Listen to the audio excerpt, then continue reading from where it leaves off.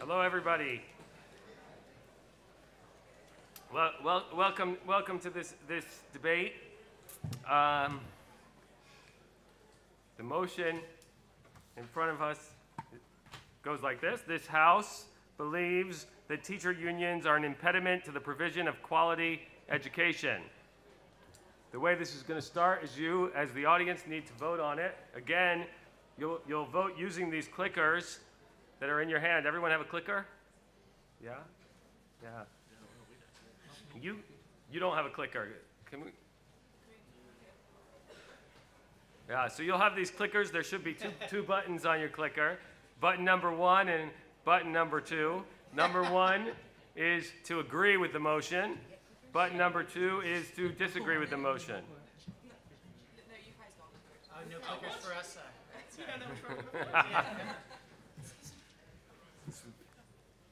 You guys are being too informal for this formal space. Sorry. Yeah. Okay. So I'll read it again, and then I'll ask you to vote. You will have 10 seconds to vote, but this is. Don't worry if you mess up on your vote. It only records your last vote. Okay, so you can vote as many times as you want, actually, but it will only record the final one. Are you ready? This is the motion. This House believes that teacher unions are an impediment to the provision of quality education. If you agree with this, which means you agree that teachers unions are a problem and in the way of good education, you will click number 1. If you disagree and think, no, that's not true, you click number 2. You have 10 seconds to vote. Think hard. Starting now, go.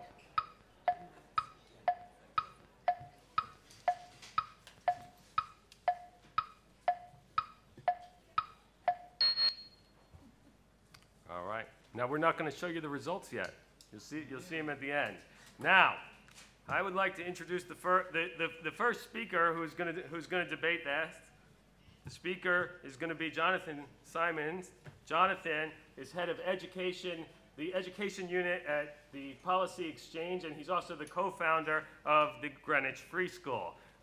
He recently edited a collection of essays entitled The Importance of Teachers, which looked at the teaching workforce in terms of, and I quote, supply, recruitment, retention, and deployment. And the general conclusion, I think, from when I read through it very quickly, was that we really needed to disrupt again I'll quote, the narrative of a beleaguered profession with low morale that constantly needs to be kept in check by government.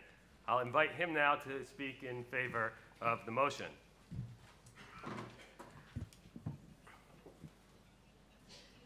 Thank you very much, Mr. Speaker. Ladies and gentlemen, it's a pleasure to be here. I speak at a lot of conferences.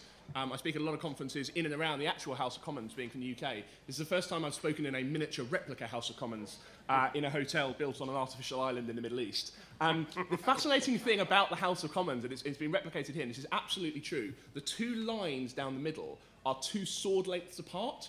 And the reason for that is if the debate gets very heated in times gone past, you would not be able to lean over to the other side of the dispatch box and stab your opponent. That is absolutely why the lines are 2 lengths apart. So hopefully, no matter how heated it gets today, we won't have to resort to physical violence. The other important thing about these type of debates is that there's a trend at the moment in the UK about something called trigger warnings, which you're meant to say as a speaker. This is what you say if an audience member you think is going to get an unpleasant memory because of what you're speaking. I should stress this is not about a literal trigger warning for any of our US colleagues. This is not something that might happen to you if you go to a Donald Trump rally. But we're here today to talk about the merits of teacher trade unions or otherwise. And I want to make 3 things clear right from the beginning. The first of which is I want to distinguish between the local trade unions and their national leadership. So we accept that in some instances there may be local instances where local union reps can deal well with instances of due process, but we're not talking about that today. We're talking about the national leadership of these trade unions, we're talking about their efforts on collective bargaining, we're talking about their deleterious effects in policy making. That's the thing we're interested in today. The second thing we're going to talk about today is we are largely going to talk about middle-income countries and the industrialised world. Again, we concede that in certain areas of the world, there may be instances where trade unions can work well to boost teacher salaries and boost teacher power. But we are talking about, again, the deleterious effects of national trade unions in middle-income, industrialised countries where there is an established education system and an established democratic government. And the third thing that we want to be clear is that we don't think the burden of proof here lies on us to prove that they are irrevocably a bad thing or irrevocably a bar to reform. What we are going to show is that they are harmful to public education, that they cause more harm than good, and that they hamper the efforts of reform and they hamper the efforts of kids. So let me talk to you about the single biggest fallacy in education policy making, and it's this: that teacher trade unions exist to represent the interests of children. Teacher trade unions exist to represent the interests of teachers. Children come nowhere in this equation. Teacher trade unions exist for their members, they exist for their members' money, and they exist for the influence they can use that members' money to protect their members. Any benefit that comes to children is at best tangential. That is a really, really important part of the argument. Let's not get into an argument about teacher trade unions defending children, because they don't. And in many cases, they actively harm children because of their protection of poor quality teachers in the workforce. And in fact, the dictionary definition of a trade union makes this absolutely clear.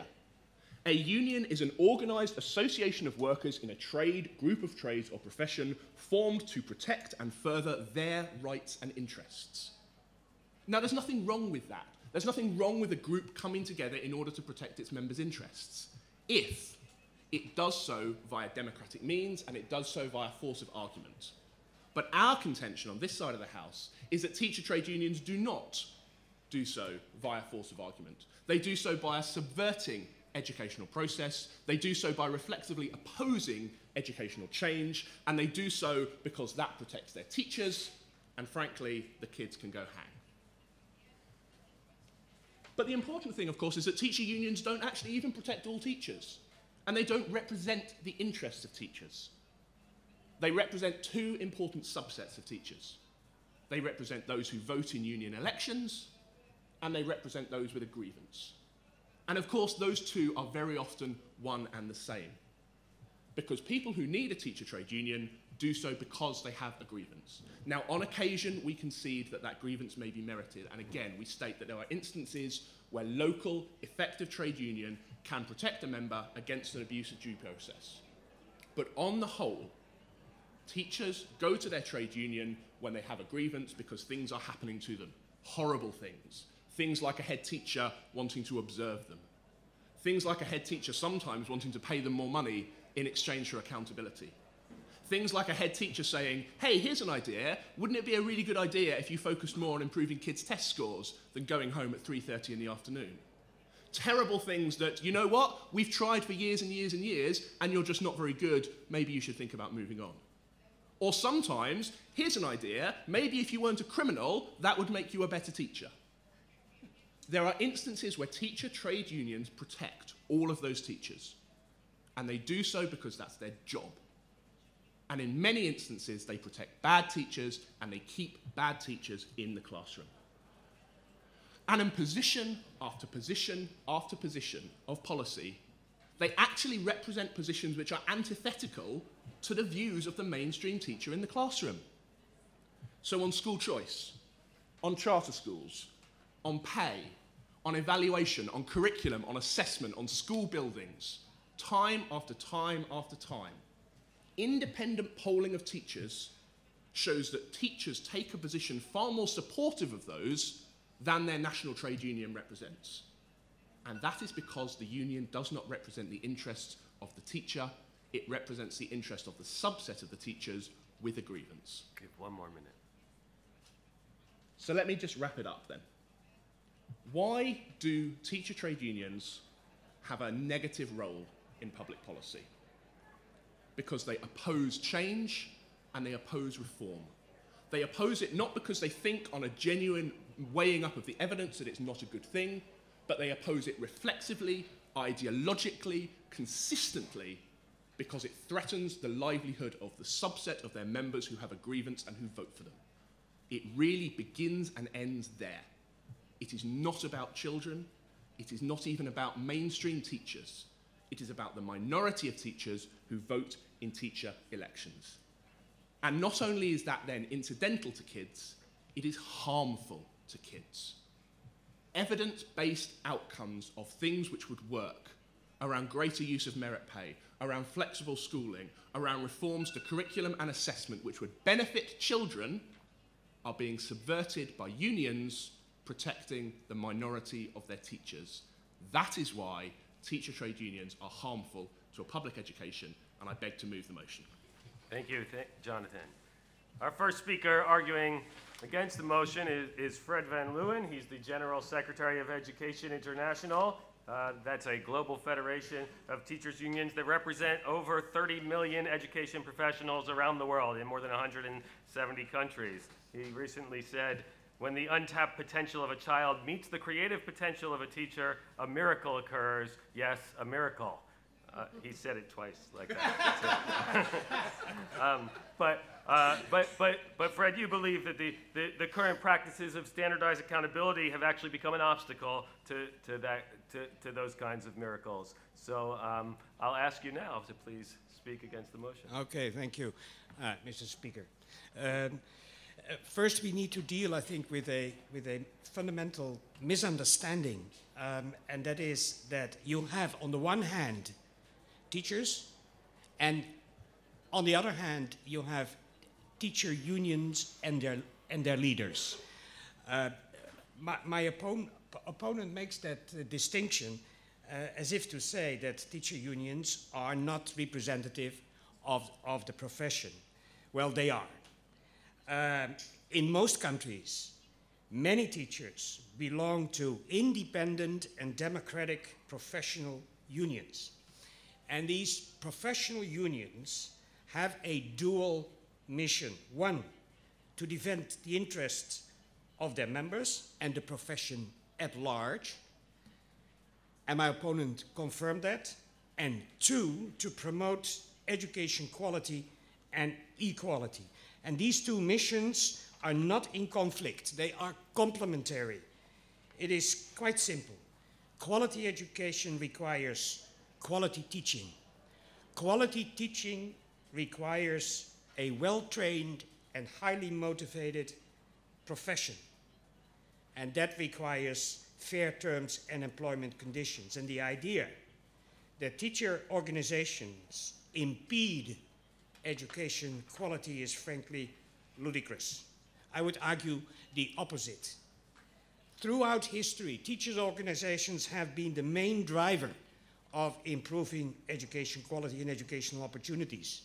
Is it a coincidence that the 23 best performing nations on the scale of Andreas Schleicher, the PISA scale, that they have strong education unions collaborating with their governments? Of course it's not. Many successful education reforms in the industrial economies were in fact initiated by education unions, while the most effective professional development of teachers is organized by the teacher unions, and not to mention their work to mobilize political pressure to create better conditions for schools. Let me give a couple of examples. In Detroit, Michigan, dilapidated schools are all too familiar, but some posed a real threat. Black mold in hallways, broken toilets, exposed electrical wires. Individual teachers and parents spoke to school leaders to no avail. Our affiliate, as a last resort, went out on strike demanding repairs. And after a couple of days, the mayor finally showed up and declared the buildings hazardous areas. Were they impediment to quality? Of course not. They were the leading voice of accountability for public officials. Second example, in the Netherlands, our affiliate declared a one-day strike in primary education against severe budget cuts in special education. Not for their salaries, not for their pensions, but for better education quality for children with special needs. And the public authorities were forced to withdraw the cuts. Were they standing in the way of quality? On the contrary, they engaged in political battle to get politicians make the right choices. Third example, In Lebanon, despite the failure of the public authorities to honor a 10-year-old collective agreement, our affiliates decided to work double shifts to accommodate the hundreds of thousands of refugee children in their public schools. Is this being an obstacle to better schools? No. Our Lebanese colleagues are helping open a path to the very access to education. Fourth example, in Africa, teachers in multiple countries, all of them members of their unions, worked without pay for many months during times of crisis. And they stayed in their classrooms working with their students because they decided together that the students should not suffer during the crisis. One more example, California, when Governor Arnold Schwarzenegger cut funding to schools in deprived areas, our affiliate took him to court and they won millions. Did they put those millions towards their salaries and union coffers? No, they reinvested the amounts in the poorest schools. So nobody goes into teaching for the money. Teachers care about kids. They want their students to have a fair chance to succeed, and teacher unions have exactly the same ambition. And what about these bad teachers that my opponent was referring to? We protect all teachers. The innovative teacher from her conservative school board, the traditional teacher from her progressive school board, and yes, also the poor teacher, the poorly performing teacher who deserves leadership with accountability under any political regime. It's called due process. And strong schools, leaders and unions work under it every day in the best school systems in the world. For those among my opponents who fear the wrath of education unions, you must feel safe and quite comfortable here in this country, where teachers are still denied the right to form trade unions. One more minute. Or not far from here in Bahrain, where members of our affiliate are severely suppressed and the leader serves currently a jail sentence for speaking up in defense of students. I mention this because apart from the important role education unions have in improving professional standards and education quality, they are also an essential element of democratic society, both as the representative of the profession, expected to impart democratic values to the next generation, and as a pressure group enforcing social justice and democratic rights. To conclude, if teacher unions are impediments to education quality, then I wonder whether my opponents can explain why the highly unionized northern and western part of the United States, teacher salaries, per pupil spending, and student achievement are so much higher than in the southern right-to-work states where union activity is being stifled. The numbers are no coincidence whatsoever. The motion should be rejected, Mr. Speaker. This is getting exciting. I see lots of heads nodding and shaking, so that's a good sign. Our next speaker is Dimitri Melhorn. He's the co-founder of Students First, which is a political lobbying organization that aims to provide every child in the U.S. with access to great schools and great teachers. He's also a senior fellow with the Progressive Policy Institute, and he recently wrote a report called Barbarians at the Gate: How Venture Finance Might Evolve to Support Disruptive K-12 Education, in which he advocated for reforms that both empower teachers and support teacherpreneurs. Please, Dimitri. Mr. Speaker and members of the Chamber, I would like to thank my distinguished opponent for laying out so clearly the talking points that are always used to justify unions. It organizes my speech very well. So let's start with the first thing that he said, which is that teachers are unions and unions are teachers. My opponent is the head of the unions of this world. He is a major figure in the teachers' union leadership. And so it is appropriate and a little bit helpful to his cause to say, I am teachers and teachers are me. We are at a conference where the hashtag is Teachers Matter. Teachers are enormously popular worldwide. Teachers are the future. And so if you say, I am teachers and teachers are me, well, then it's very hard to attack you. But if there is a difference, if the interests of teachers are not the same as the interests of unions, then it becomes more difficult. So let's start to go into some of the individual details that my learned opponent mentioned. But before we do that, I'd like to just tell you a couple of stories. My learned opponent mentioned California. There's a politician in California named Antonio Villaraigosa. He started his career, his first job was as an organizer for the California Federation of Teachers. Very successful. Became the Speaker of the California State Assembly, became the mayor of Los Angeles. After 2 terms as mayor of Los Angeles, he writes public articles saying how the teachers' unions are the #1 obstacle to reform in Los Angeles. Why would somebody who's been a civil rights leader his whole life from a poor community come to that conclusion if my learned opponent was correct? He referred to Detroit in the Midwest. There's a civil rights leader, an African-American leader in the United States named Howard Fuller. His first job was as a labor organizer. His career was very successful. He became a superintendent of schools in Milwaukee. He has now concluded that labor unions, the teachers' unions particularly, are the #1 impediment to school reform. How could that be? Going back to California, my mother became a teacher in California and taught in California for 35 years. She, of course, joined her union because her parents and grandparents, my great-grandparents, had been members of labor. She became a union rep. She introduced a proposition that echoed what my learned opponent claimed is the purpose of unions, that the purpose of unions is to support students. This motion failed. My mother retired early in frustration.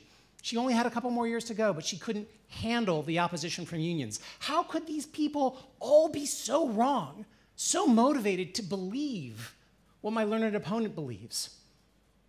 And yet, after the experience of working with the unions, they concluded to the contrary. Well, the reason that they came to that conclusion, actually there are 3. One is justice, one is innovation, and one is the teachers themselves. So let's start with justice. Justice, and this gets back to the point that teachers are me and I am teachers. Yes, these African teachers were heroes for working without pay. Do you think they would not have been heroes if they had been organized in a guild, like lawyers or scientists? Only because they were organized in an industrial-style union with you as their leader, only then were they able to be moral? That seems unlikely. What is the nature of the industrial-style union? Who votes? Who represents? Who votes in these elections? Well, it turns out, for example, in the United Federation of Teachers in New York City, which has a $100 million annual budget, retirees outnumbered current teachers in voting. 17% of current teachers voted for the union election. In Washington, D.C., it was about 20%. In Los Angeles, it was about 22%. On average, 1 in 5 teachers votes in union elections. Who are these teachers who vote? Is it the innovators who motivate themselves to get involved in local union politics? No.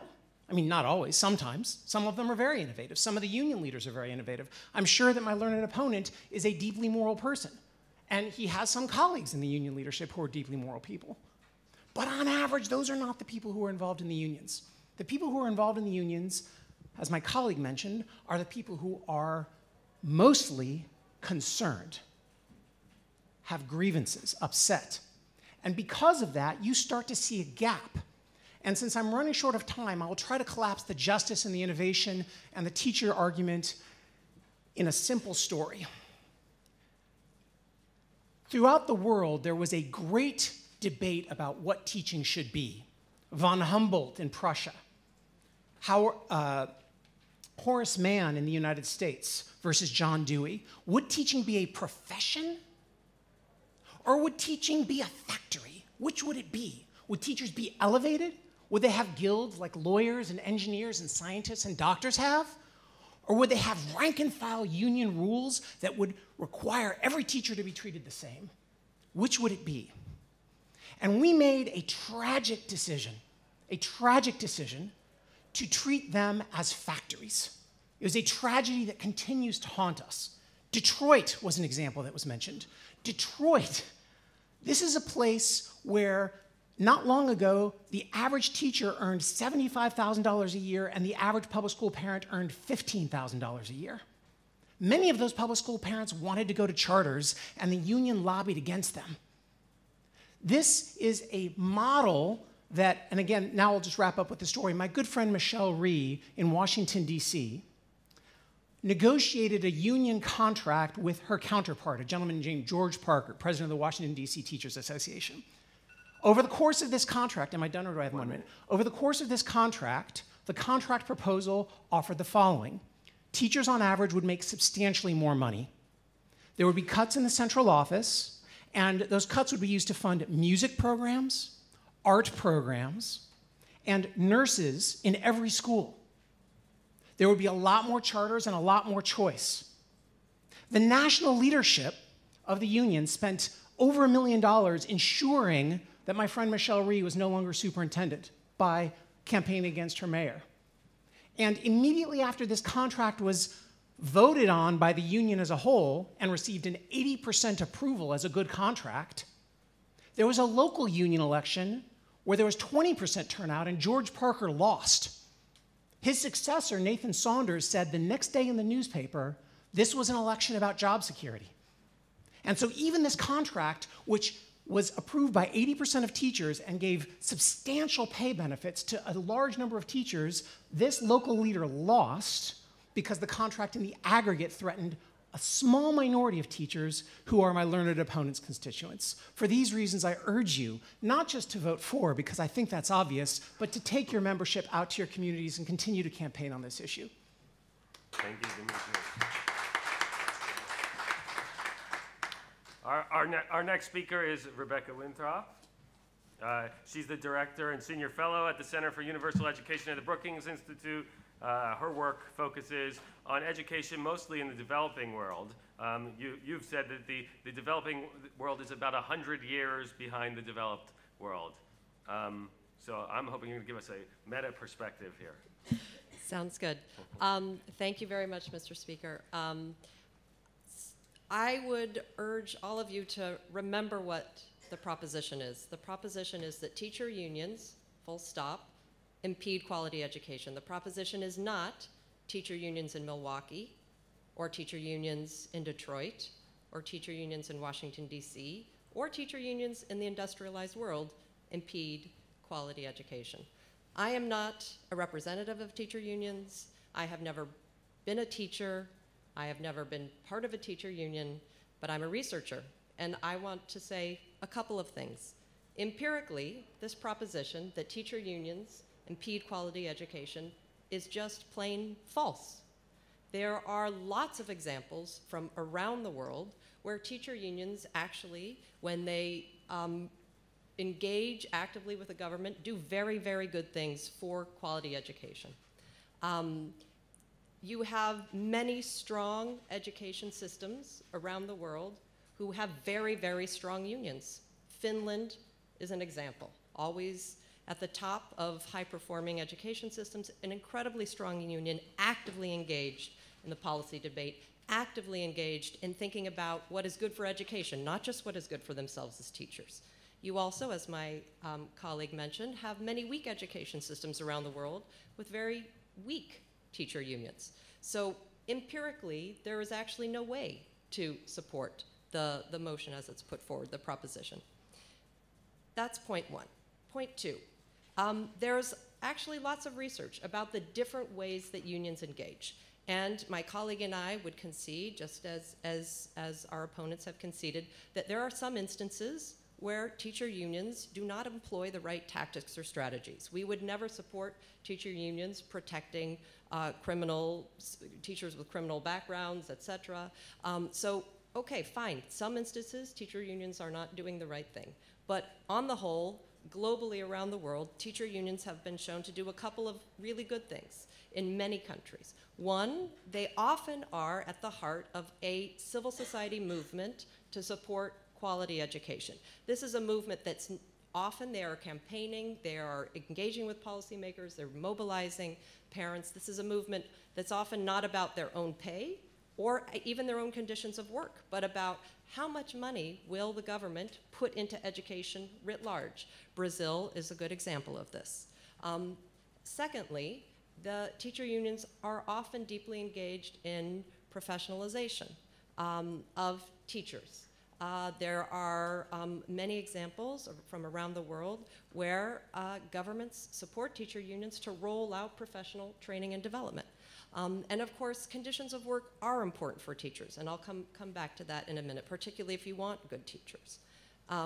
So really, ultimately, third point in conclusion, what we really want is teacher unions who have a voice, who are part of the policy dialogue, who bring teachers' perspectives hand in hand to the policy table, and are able to shape education in a way that supports quality learning. After all, teachers are the ones on the front lines.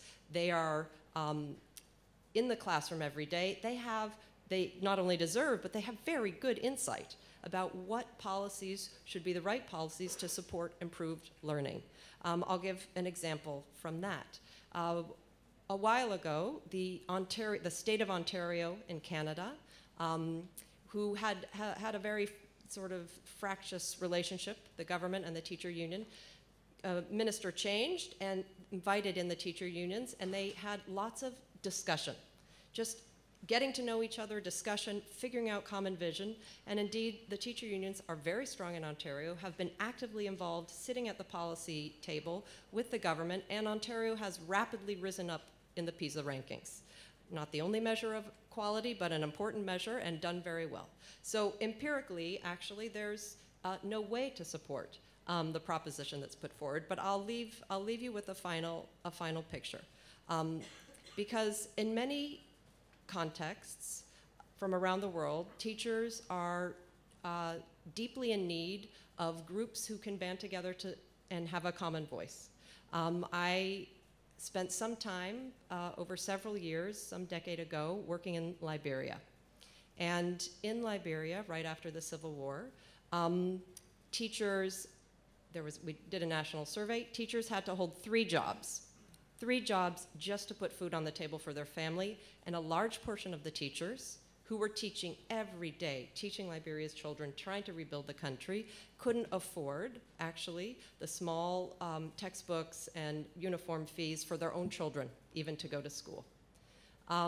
These teachers often weren't paid for 2 to 3 months at a time, and when they were paid, they were asked to travel from the capital city down on their own dime, down to the capital city, stand in a line for a day or 2, collect their pay, and on their own dime, travel back.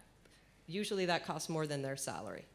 So in those instances, and this is an extreme example, I grant you, but there's many examples around the world where teachers need a common voice.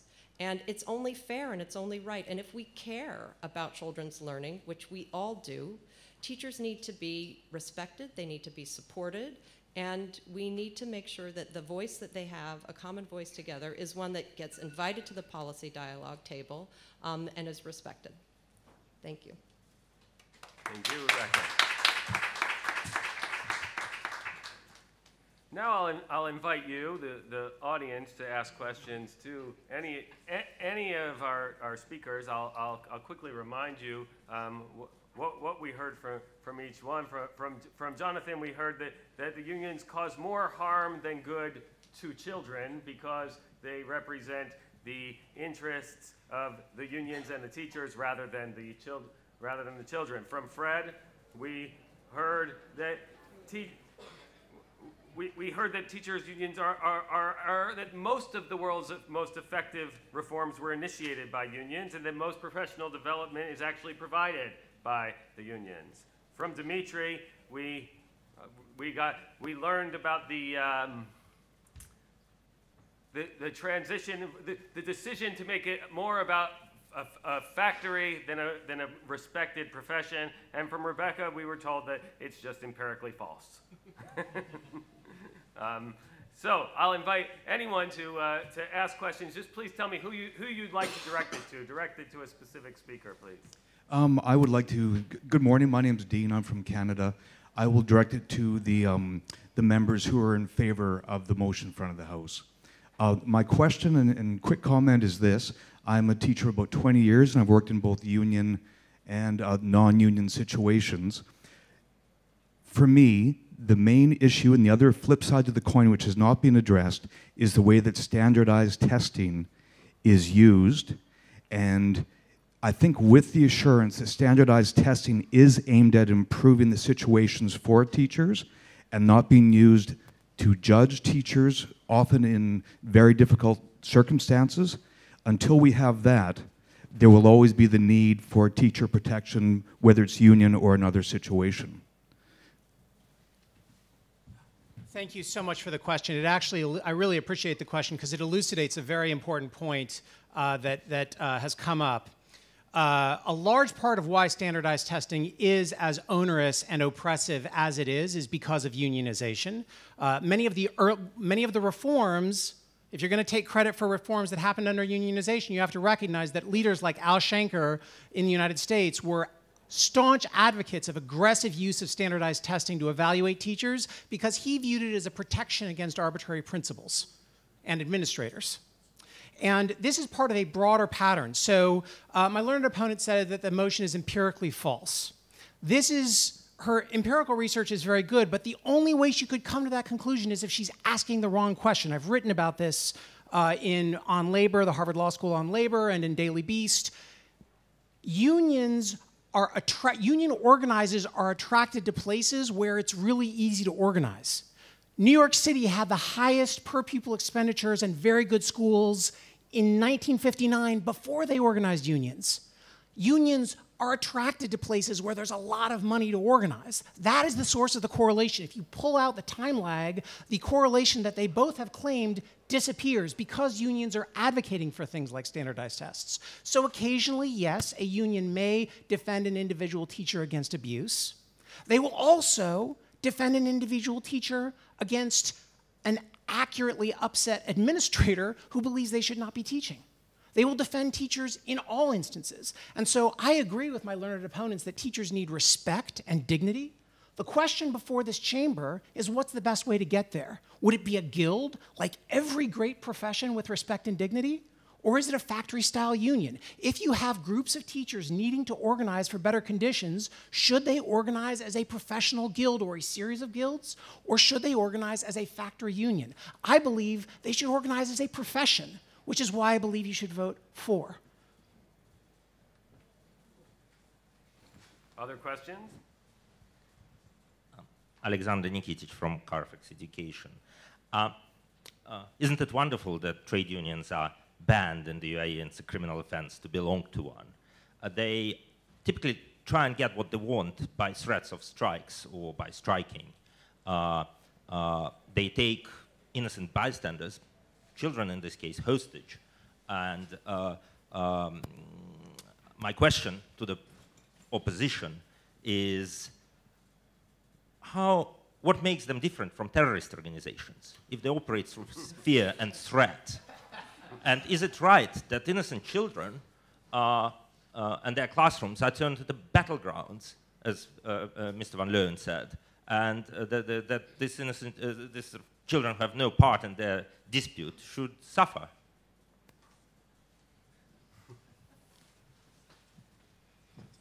Well, that's a very difficult question. How do you make that distinction between unions and terrorist organizations? I do believe that it is necessary for all of us to realize that there are a couple of universal rights. And those rights include the right to organize of every profession, of every industry. And teachers are enjoying that right as well. And the right to strike, which is by all teachers' organizations used as a very last resort, is not, in my view, undermining the interest of children, of their students. Teachers would not resort to strike action if that would be the case. In many cases, parents support industrial action by teachers' organization, because in many cases, that action is in fact, the purpose or the objective of the action is to have the political leaders make the funding available that is required for the teaching profession and for teachers to give children what they need, and that is excellent education. So I am not aware of any action of any teacher organization that would include violence or that would actually justify the kind of remark that that you made. But my most important message here is that we live in a world, there are universal rights, and those rights are to be respected, and those rights are also applicable to the teaching profession. And if I may make an additional comment with respect to what my opponent said, he makes a distinction between a guild and a factory union. Most teachers' organizations are professional unions, and they're closer to the guild concept than you apparently believe. That is one. Two, I want to also say that when one Californian political leader say education unions are an obstacle to achieve, well, whatever I want to achieve, sorry, but I don't think that that's a very convincing argument. And lastly, you mentioned 19% of the teachers of New York taking part in an election for union leadership. I share your view that that's not really an impressive percentage. But what's the percentage of Americans that's going to take part in the elections? You know, if we would, if the kind of consequences that you alluded to would be, you know, declared relevant on the general elections, I think then we would be in a very bad situation. So I don't think that's an argument. And finally, I do believe that one cannot simply question that teachers' organizations do not represent teachers. That's a ridiculous statement. If you come with proof, if you come with evidence that the education unions that I represent do not represent teachers, I'm the first one to give in and to say, well, okay, you won. But that is not the case. Teachers are members of these organizations and are actively engaged in these organizations in the United States and in the United Kingdom. Okay. We'll take one more question. My name is Mark Reed. I'm from British Columbia, Canada. I'm a proud member of the British Columbia Teachers Federation, a union of professionals. I will say that my union has not been an impediment to my work, as I am a top 50 finalist from last year. So I think that says something on its own. I'm a music teacher, so I hear the points that the proponents have made about California, and I would ask questions about whether or not it was a good choice to contract out arts education, music education, physical education to non-certified instructors. I use the term instructor because I don't believe that they are teachers. A good musician is not necessarily a good teacher, and a good teacher is not necessarily a good musician. They don't work hand in hand. I also would struggle with the notion that if the unions are seen as an impediment, I would then ask, what's your perspective on employer associations, administrative associations, government as an association of the people? If one party is going to be stated as the impediment and no blame placed, no impeding factor for those other parties, I would have a very, very difficult time in subscribing to any part of your argument. You're gonna see if you can sneak in a little rebuttal like I will Fred did, try too. to. So, because it does relate. 1 minute. It does relate. So the notion that people should have the right to organize is a notion I understand. One of the great labor leaders of the last 200 years, Franklin Delano Roosevelt, believed firmly in the right to strike, except for the public sector. The public sector, he thought, already had enough influence and representation that they should not be allowed to strike, because the purpose of government is to serve the people. Unions take power from customers and from owners and give it to workers. That's what unions do. That is often a very just thing. But when the customers are children and the owners are taxpayers, it becomes less just. This is not about California, nor is it about British Columbia. It's about Mexico. It's about Northern Europe. It's about Southern Europe. It's about Africa. In all of these places, nobody is saying that teachers are the problem. Nobody is even saying that unions are the only problem.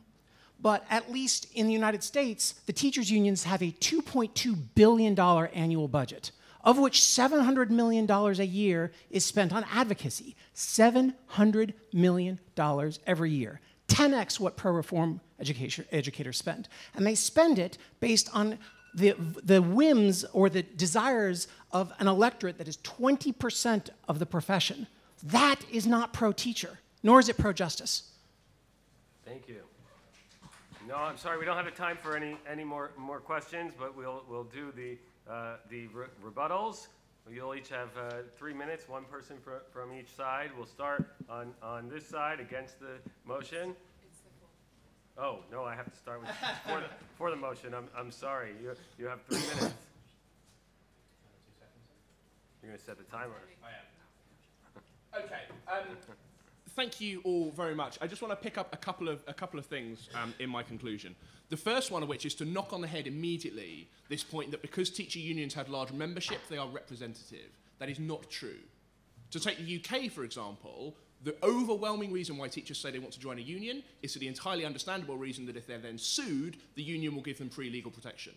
Teacher unions in England are 99%. Teachers are 99% unionised. Of course you are. Why wouldn't you be? It's essentially a cheap insurance system. That is not the same as saying you represent the teacher's goals, the union's goals. And indeed, as we'll go on to say, a lot of them actively don't support the teacher's goals. So don't be fooled by claims of mass membership. The important thing is activisation.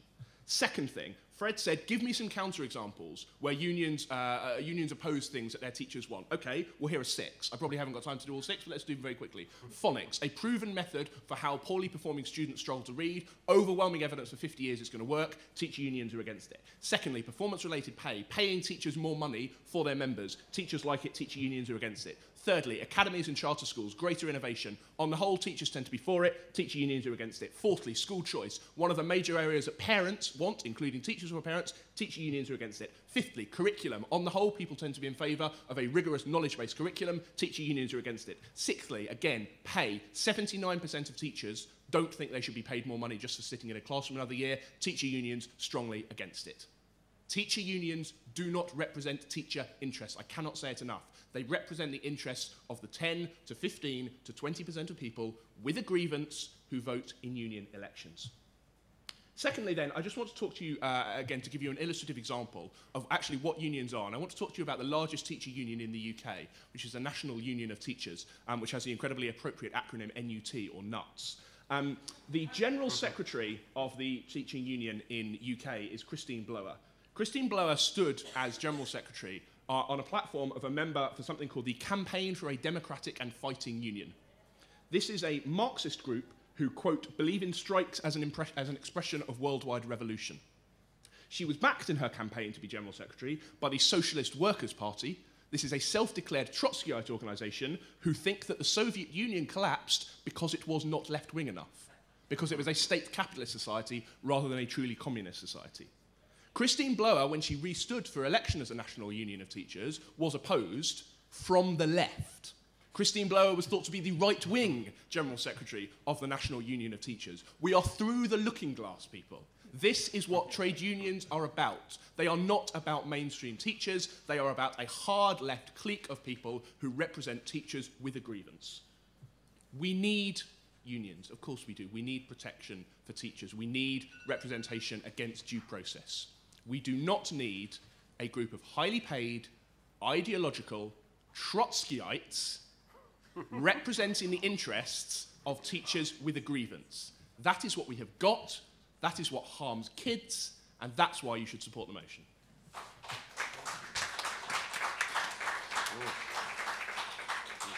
Loud applause. The final rebuttal. Trotskyites and terrorists.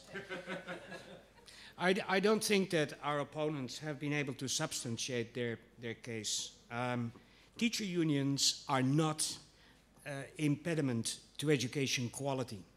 They are, on the contrary, essential partners in achieving educational quality and equality. And they are the voice of the teaching profession. It's ludicrous to say that teachers' organizations do not represent the profession. It's true that some of our affiliates are formidable political forces with the capacity to make politicians move. And I think they should be commended for that.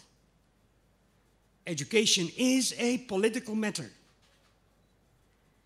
It's true, for example, that in the United States, our affiliates support election campaigns of candidates who stand for better education, for better opportunities for children, for strengthening the public school system, for creating space for innovation, for helping the teaching profession improve itself. So I am not going to apologize for the American Federation of Teachers and the National Education Association of the United States not supporting the candidacy of Donald Trump. That can be left to others. But this is not about the United States, and it is not about the United Kingdom. This is about the world. We are taking a global perspective. We represent 400 independent and democratic teachers' unions in 171 countries with a combined membership of 32 million Jews-paying members. And they wouldn't do that if they believed that their organization would not represent them. They're not perfect. Mistakes are made. But I can assure you that these organizations and their members, that they keep our schools running day after day, and with sometimes very, very limited means at their disposal. And they try to deliver the best possible education to kids. They're not in the business of throwing up roadblocks, but in removing barriers to improvement. And let me tell you this, they are picking up the pieces after the political elite has lost interest and has moved on to other national issues of national interest. And we should not fight them, we should support them, and we should vote against this motion. Thank you.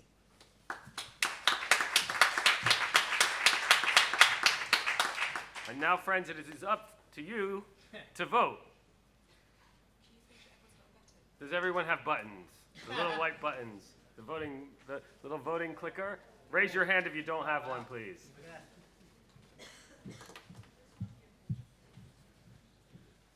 Here we go. That's the before. Good, good.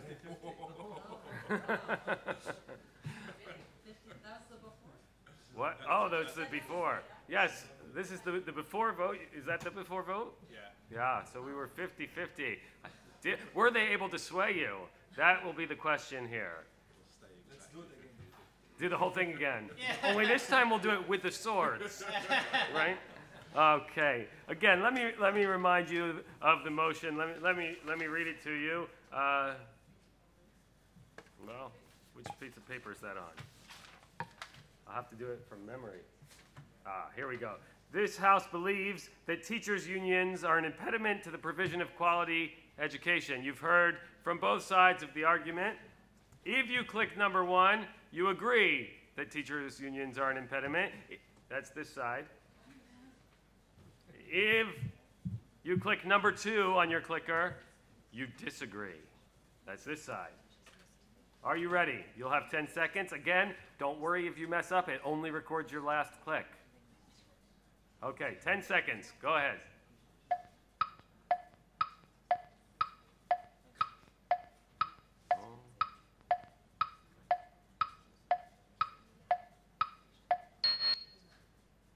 Wow. Wait, which ones? I can't see it from here. Disagree. Two. What happened? You won. You won. The motion is denied. I thank our speakers for their impassioned speaking, and I thank our audience for their fantastic voting. Thank you all very much. Can you just read our tell us how to